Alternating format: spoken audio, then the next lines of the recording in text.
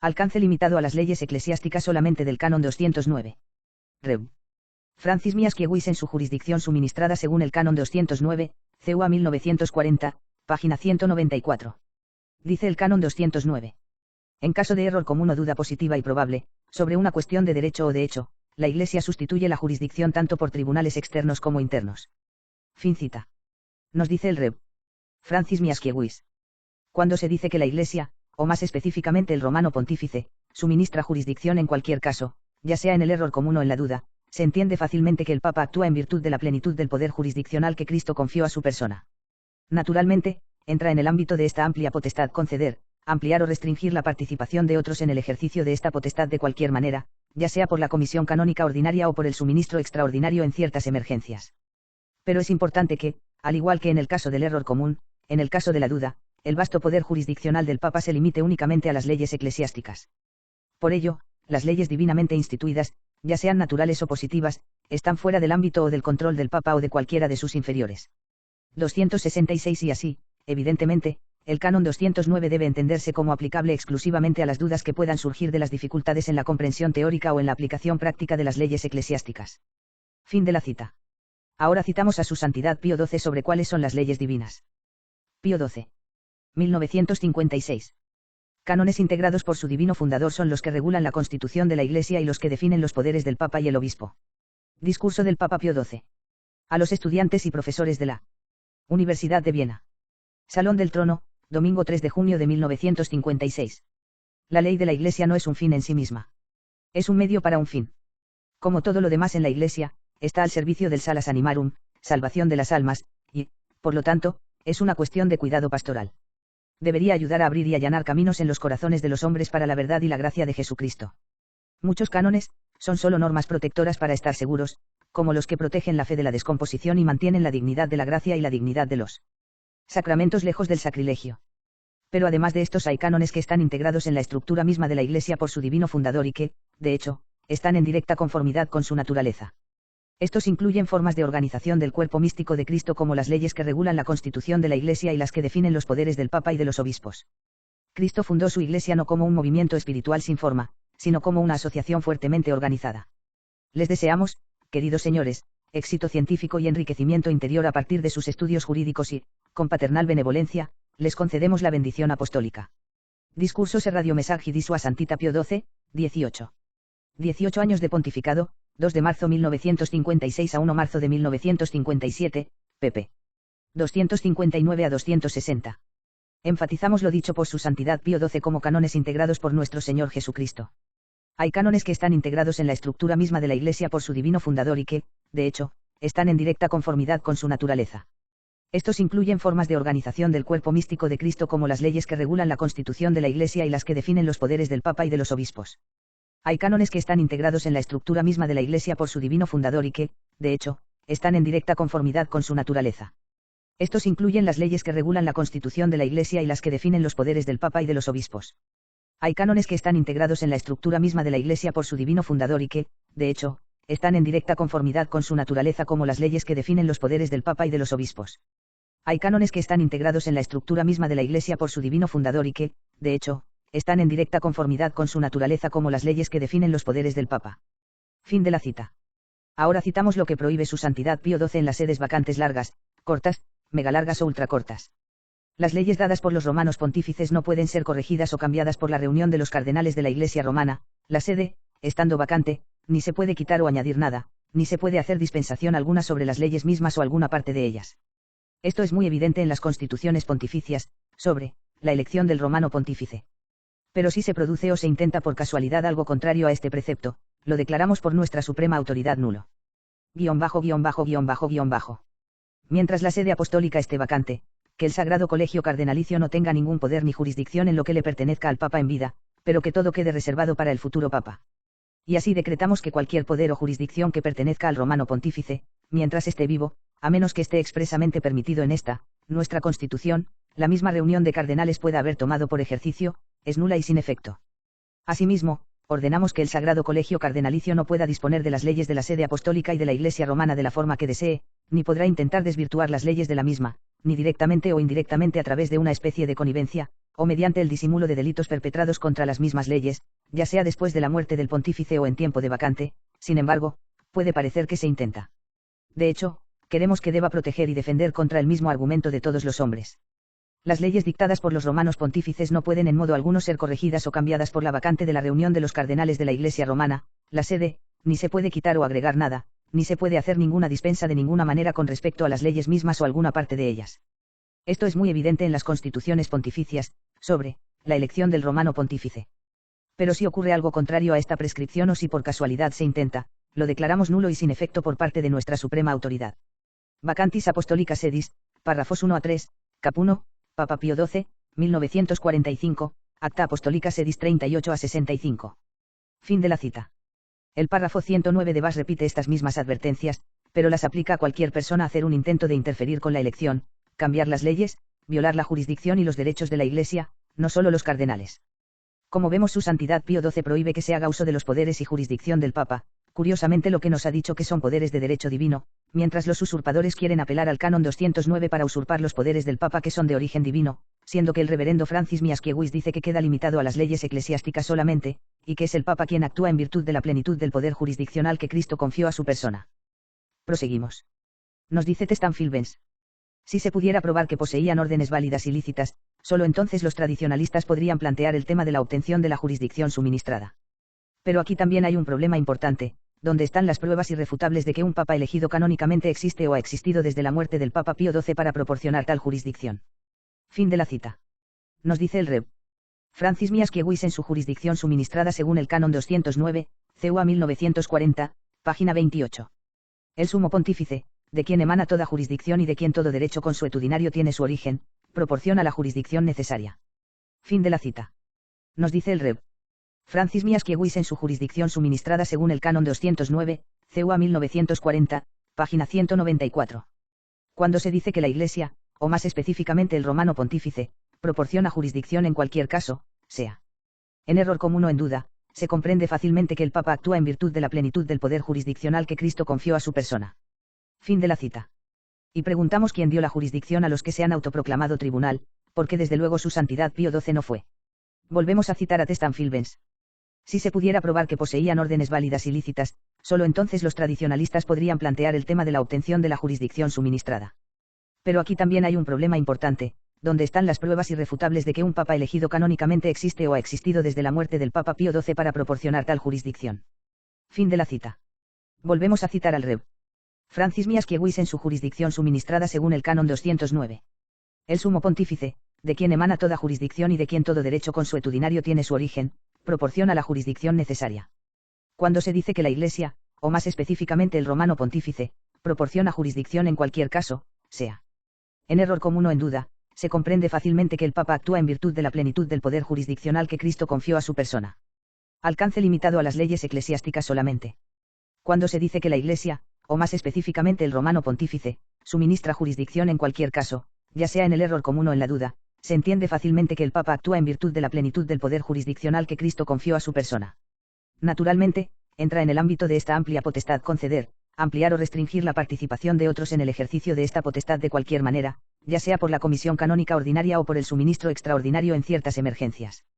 Pero es importante que, al igual que en el caso del error común, en el caso de la duda, el vasto poder jurisdiccional del Papa se limite únicamente a las leyes eclesiásticas. Por ello, las leyes divinamente instituidas, ya sean naturales o positivas, están fuera del ámbito o del control del Papa o de cualquiera de sus inferiores. Y así, evidentemente, el canon 209 debe entenderse como aplicable exclusivamente a las dudas que puedan surgir de las dificultades en la comprensión teórica o en la aplicación práctica de las leyes eclesiásticas. Fin de la cita. Repetimos. Alcance limitado a las leyes eclesiásticas solamente. Citamos a su santidad Pío XII. Hay cánones que están integrados en la estructura misma de la Iglesia por su divino fundador y que, de hecho, están en directa conformidad con su naturaleza como las leyes que definen los poderes del Papa. Fin cita. Citamos a su santidad Pío XII. Mientras la sede apostólica esté vacante, que el Sagrado Colegio Cardenalicio no tenga ningún poder ni jurisdicción en lo que le pertenezca al Papa en vida, pero que todo quede reservado para el futuro Papa. Fin de la cita. Citamos a su santidad Pío XII. Hay cánones que están integrados en la estructura misma de la Iglesia por su divino fundador y que, de hecho, están en directa conformidad con su naturaleza como las leyes que definen los poderes del Papa. Rev. Francis Miaskiewicz. El canon 209 tiene alcance limitado a las leyes eclesiásticas solamente. Fin de la cita.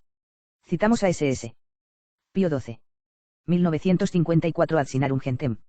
La potestad de jurisdicción, además, que al sumo pontífice es conferida directamente por derecho divino, proviene a los obispos del mismo derecho, pero solamente mediante el sucesor de San Pedro. Fin de la cita. Citamos a Pío XII. 1958 ad apostolorum principi sepulcrum. Solo con el beneplácito del romano pontífice se pueden consagrar obispos. De cuanto hemos expuesto, se sigue, que ninguna otra autoridad que no sea la del pastor supremo, puede revocar la institución canónica conferida a un obispo, ninguna persona o asamblea, ya de sacerdotes o de laicos, puede arrogarse el derecho de nombrar obispos, ninguno puede conferir legítimamente la consagración episcopal sin el beneplácito apostólico, canon 953, la consagración de los obispos está reservada al romano pontífice, de tal manera que no se permite a ningún obispo consagrar como obispo a nadie a menos que primero hubiera tenido la certeza de tener un mandato del Papa. Así, pues, por causa de una consagración abusiva, que constituye un gravísimo atentado a la unidad de la Iglesia, ha sido establecida la excomunión especialísimamente reservada a la Santa Sede Apostólica, en la cual incurre ipso facto, no solo quien recibe la consagración arbitraria, sino quien la confiere, quedando ambos, por ese mismo hecho, separados de la unidad y de la comunión con la Iglesia. Fin de la cita. Rev. Francis Miaskiewicz. El canon 209 tiene alcance limitado a las leyes eclesiásticas solamente. Fin de la cita. Citamos a su santidad Pío XII. Mientras la sede apostólica esté vacante, que el Sagrado Colegio Cardenalicio no tenga ningún poder ni jurisdicción en lo que le pertenezca al Papa en vida, pero que todo quede reservado para el futuro Papa. Y así decretamos que cualquier poder o jurisdicción que pertenezca al romano pontífice, mientras esté vivo, a menos que esté expresamente permitido en esta, nuestra Constitución, la misma reunión de cardenales pueda haber tomado por ejercicio, es nula y sin efecto. Fin de la cita. Quieren usurpar la jurisdicción y poderes del Papa que es de derecho divino. Patrick Henry Omlor, pionero católico sedevacantista, nos dice al respecto. La Iglesia Católica otorga jurisdicción a todos ellos, pregunto, en todo momento y en todas las circunstancias. Les pido que revisen nuevamente lo que el padre Francis Sigismund Miaskiewicz escribió en su libro, Jurisdicción suministrada según el canon 209.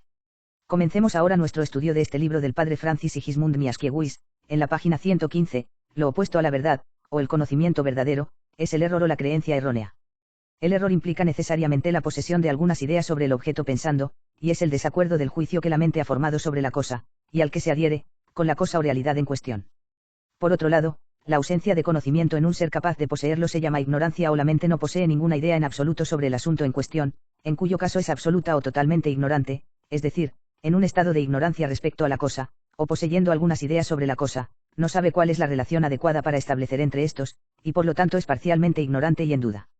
140. Entiende que hay una diferencia entre la ignorancia común del hecho de que los clérigos necesitan jurisdicción y el error común de la comunidad de que el clérigo realmente tiene jurisdicción cuando no poseerlo. Ahora veremos la página 68 de jurisdicción suministrada según el canon 209 y aprenderemos la importante verdad de por qué el canon 209 rara vez proporciona jurisdicción para el clero del movimiento tradicional. Aquí, encontramos que el error debe estar relacionado con el poder habitual de jurisdicción de alguien.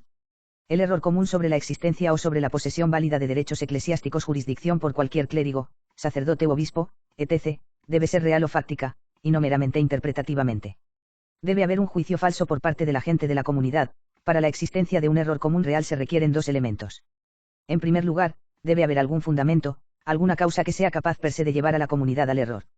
Luego además, la comunidad debe errar de facto. Para provocar este error común es bastante evidente que la causa o el fundamento del error debe ser pública. Sin embargo, la publicidad de jure, como es el caso de todos los oficios eclesiásticos, no es suficiente. La causa debe ser pública de facto. Debe ser visto o percibido directamente o aprendido indirectamente de otros. En segundo lugar, el error debe ser de tal carácter que sea una posible fuente de daño para cualquiera o para todos aquellos que participar en ella. Por lo tanto, a menos que, tal vez a modo de excepción, se trate de una acción que involucra directamente a una comunidad, como, por ejemplo, en el caso de una dispensa general de la manera de un acto de abstinencia, o de una concesión general de una indulgencia importante, el error debe ser concerniente al poder habitual de jurisdicción de alguien. 141. Está de acuerdo en que nadie debe estar en error con respecto al poder habitual de jurisdicción de clérigos del movimiento tradicional cuando le siguen diciendo con sinceridad, nadie en el movimiento tradicional posee jurisdicción ordinaria. 142. Está de acuerdo en que la comunidad no se equivocaría de facto, en realidad, de hecho, en realidad, en pensando que los clérigos del movimiento tradicional tienen jurisdicción cuando son enseñados sinceramente por estos mismos clérigos que, nadie en el movimiento tradicional posee jurisdicción ordinaria. 143. está de acuerdo en que debe haber un juicio falso por parte de la gente de la comunidad de que el clérigo tiene jurisdicción. Una vez más, me pregunto cómo podría haber un juicio falso cuando todos en la comunidad y en la World Wide Web, se dice, nadie en el movimiento tradicional posee jurisdicción ordinaria. Aprenda otras verdades de la jurisdicción suministrada según el Canon 209, página 290. Artículo 3. El uso de Canon 209 es lícito. La pregunta se refiere a las condiciones requeridas para un uso lícito, es decir, las condiciones requeridas si el individuo debe hacer uso de los beneficios del Canon 209 totalmente de acuerdo con la voluntad del legislador. En breve resumen, es necesario recordar que existe una marcada diferencia en el abastecimiento de la Iglesia en los dos casos incluidos en el Canon 209. En caso de error común se proporciona jurisdicción que ciertamente está ausente. En el caso de duda positiva y probable de derecho o de derecho, sin embargo, la jurisdicción se proporciona solo como medida de precaución, existiendo una fuerte presunción de que el ministro lo posee independientemente de cualquier suministro de la Iglesia. 144. Está de acuerdo en que nunca, jamás habrá una fuerte presunción de que el ministro posea jurisdicción si todo católico sabe que los obispos y sacerdotes del movimiento tradicional no tienen jurisdicción. Como se explicó anteriormente, por su propia admisión, todos ellos ordenados o consagrados después de 1958 nunca han tenido en cualquier momento desde su ordenación o consagración, poseía jurisdicción ordinaria y delegada. Algunos de los sacerdotes muy mayores alguna vez poseyeron jurisdicción, pero la perdieron cuando desertaron de la fe. Sí, la jurisdicción es ciertamente falta para los clérigos del movimiento tradicional. Recuerde, la Iglesia proporciona esta jurisdicción en algunos casos por error común, pero no por ignorancia común. Seguimos aprendiendo de la jurisdicción suministrada según el Canon 209, en las páginas 290 y 291. A. Error común. La Iglesia ha dejado muy claro con su legislación que las exigencias de su jurisdicción sistema ser observado seriamente. ¿Por qué? Tenga en cuenta sus normas jurisdiccionales muy estrictas y definitivas en general, en los cánones 196 a 210, y sus estrictas leyes particulares en referencia tanto al y al foro externo. La Iglesia ha descubierto por su larga experiencia que estas leyes son quizás la mejor salvaguarda humana del bien de la Iglesia y de los fieles. Ella promulgó estas leyes para asegurar a los fieles el debido derecho sacramental y extrasacramental servicios de un clero debidamente equipado y cuidadosamente seleccionado. La característica objetable del del ejercicio de la competencia bajo la circunstancia de error común radica precisamente en esto, que tal uso obliga a la Iglesia a desviarse de los métodos habituales prescritos por la ley para la adquisición de poder jurisdiccional y para suministrar este poder a cualquiera, incluso a los más indignos sacerdotes. Y a pesar de que la Iglesia provee de buena gana en tales casos por el bien de los fieles, sin embargo, se ve fácilmente cómo un uso tan extraordinario es definitivamente un desorden. Por eso el uso de la potestad jurisdiccional, garantizado en virtud del error común, es per se ilícito, y se volverá lícito solo cuando exista una razón para actuar que contrarrestar esta alteración del orden correcto.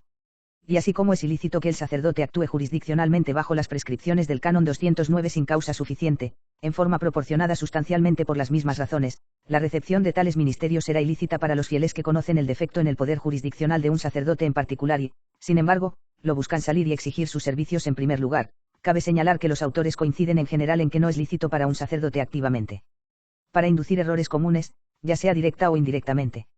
145. Está de acuerdo en que el sistema jurisdiccional actual de la Iglesia no se observa seriamente en el movimiento tradicional. 146. Cree que es ilícito, ilegal, pecaminoso, que el sacerdote actúe jurisdiccionalmente bajo las prescripciones de Canon 209 sin causa suficiente. 147. Cree que la recepción de tales ministerios será ilícita, ilegal, pecaminosa, para los fieles, que conocen el defecto en el poder jurisdiccional de un sacerdote en particular y, sin embargo, lo buscan y demanda estos servicios. La Iglesia exige que se observe seriamente su sistema jurisdiccional. Ha promulgado leyes estrictas para asegurar a los fieles los ministerios sacramentales y extrasacramentales adecuados, por un debidamente equipados y con cuidado clero seleccionado. El clero debidamente equipado tiene jurisdicción ordinaria y o delegada. 148. Está de acuerdo en que los clérigos del movimiento tradicional no están equipados con jurisdicción, ya que la gente sabe que no tienen jurisdicción ordinaria y delegada. La Iglesia enseña que la epiqueia nunca suple jurisdicción. 149. Está de acuerdo en que el clero del movimiento tradicional no fue seleccionado cuidadosamente por la Iglesia desde no fueron convocados ni aprobados por nadie con autoridad y jurisdicción en la Iglesia. 150. ¿Crees que de ninguna manera es lícito que un sacerdote induzca activamente el error común, ya sea directamente o indirectamente, de la jurisdicción suministrada de acuerdo con el Canon 209, página 299? Aprendemos más sobre los aspectos positivos y probables duda necesaria antes de que Canon 209 proporcione jurisdicción. Para ser eficaz en su carácter complementario, una duda tiene que ser verdaderamente positiva y probable, y no es una mera invención de la imaginación de un sacerdote, o el resultado de la ignorancia pura y simple.